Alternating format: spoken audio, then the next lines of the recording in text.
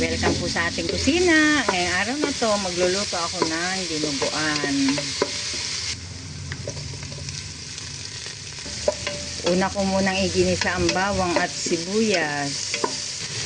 Pagkatapos, lalagay ko na yung hiniwa-hiwa kong maskara ng baboy. Lalagyan ko yan ng asin.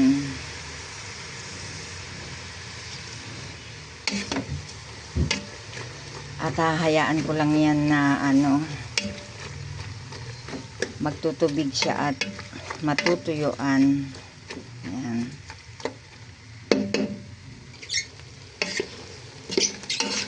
Yan, kapag natutuyuan na siya,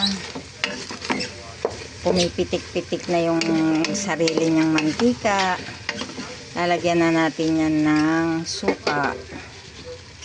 Isang pouch na suka ang ilalagay natin.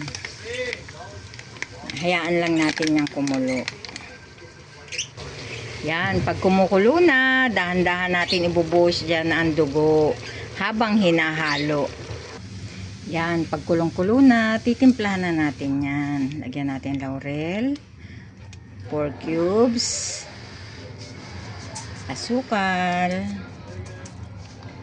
at ilagay na natin ang siling berde. Ayan.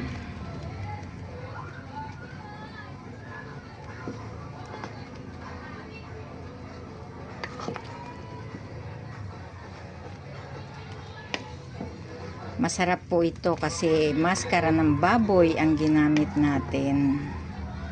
Ayan.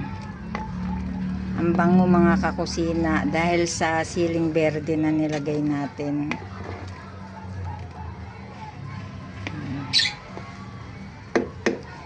Okay na to.